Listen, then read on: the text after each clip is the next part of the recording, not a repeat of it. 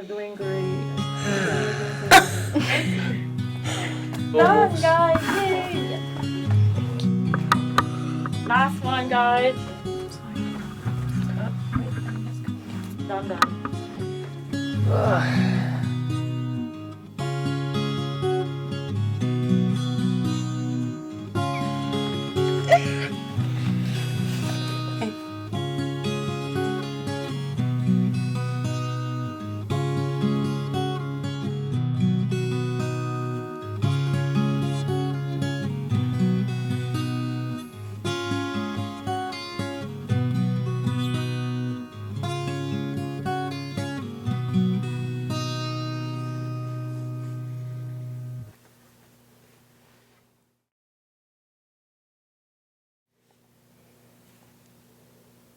Pourquoi as-tu décidé de coordonner les projets sur les droits de la personne? J'ai décidé de coordonner le projet sur les droits de la personne parce que j'avais beaucoup de témoignages de gens qui étaient victimes de discrimination. Puis ces gens-là ne savaient pas qu'ils l'étaient avant qu'ils apprennent que c'était quoi justement les différents types de discrimination. Il y a eu des discriminations sur le logement, il y a eu des discriminations même sur les normes du travail aussi. Puis quand j'ai appris ces nouvelles-là, j'ai dit il faut qu'on fasse quelque chose. Can you share a situation where you actually lived discrimination because you're Indigenous? When I was in high school, a guy in my grade, he wrote a paper about how First Nations people just need to get over everything that's happened to them and how they don't deserve status and all they're doing is not paying their taxes. And that's something that certainly characterized my time in high school because I realized then that there were people who probably wouldn't like me in the world if they knew that I was an Indigenous person, and I tried not to tell anyone else after that I am First Nations.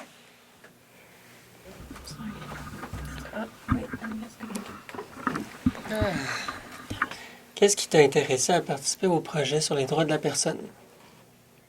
Depuis que je suis toute petite, mon père m'a parlé de politique. Il m'a toujours dit que j'étais Inuit. Il m'a toujours dit de savoir ma culture. Et alors, je pense que c'est grâce à lui que je suis intéressée par les droits de la personne. Et je pense que ça va permettre à moi de mieux savoir quoi faire pour ma communauté Inuit dans le Nord, pour comment améliorer l'éducation, le fonctionnement des problèmes sociaux qui arrivent dans le Nord.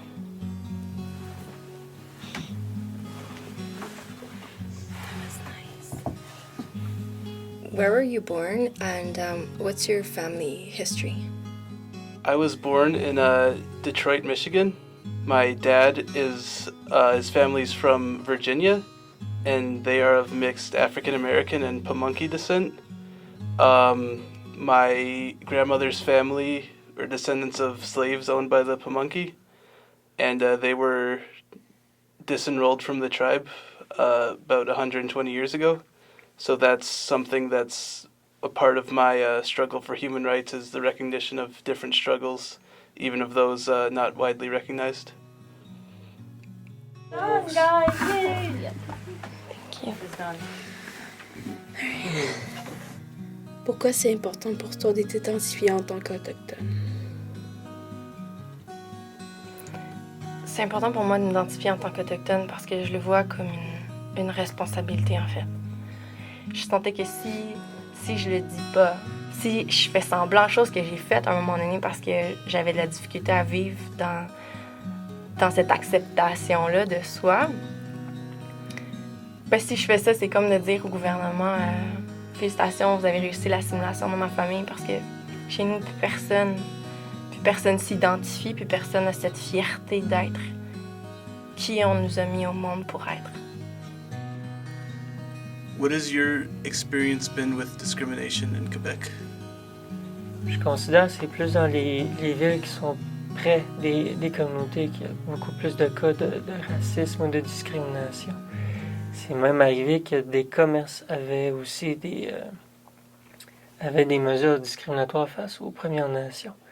Un exemple, c'est en allant dans un restaurant ou un pub, quand tu es un membre d'une Première Nation, il te servait avec un verre en plastique.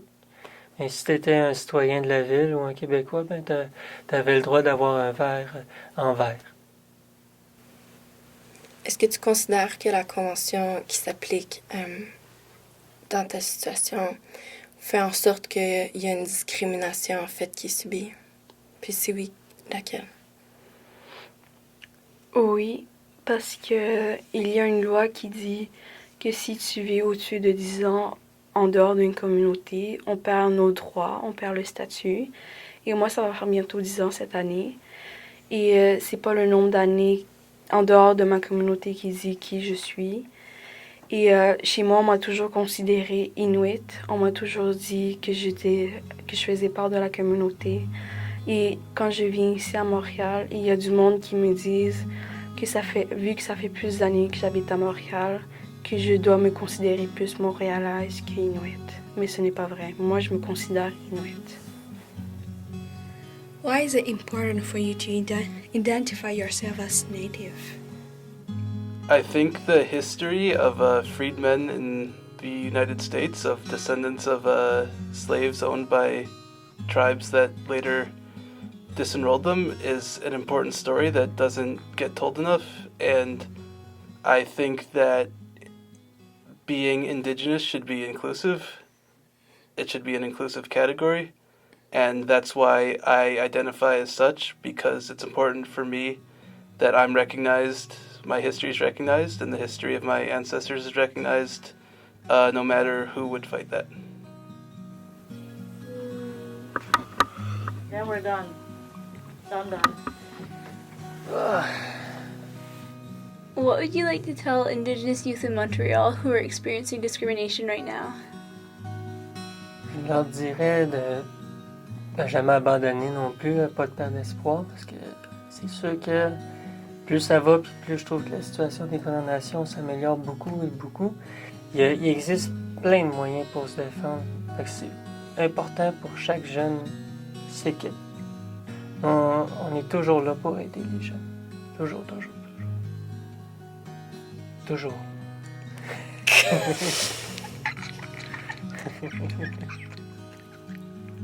Donc, peu importe si vous vivez des moments difficiles en ce moment, sachez qu'il va toujours avoir des gens qui vont être là puis qui vont vous aimer profondément pour qui vous êtes. Puis on va toujours être là pour vous. Si jamais vous avez besoin d'aide, venez nous voir. Puis ça va nous faire plaisir.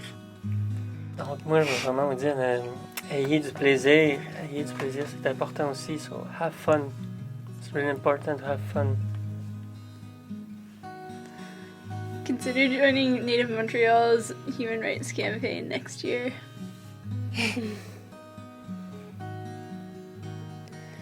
Don't let discrimination determine who you are. If you're being discriminated against, there are resources available for you.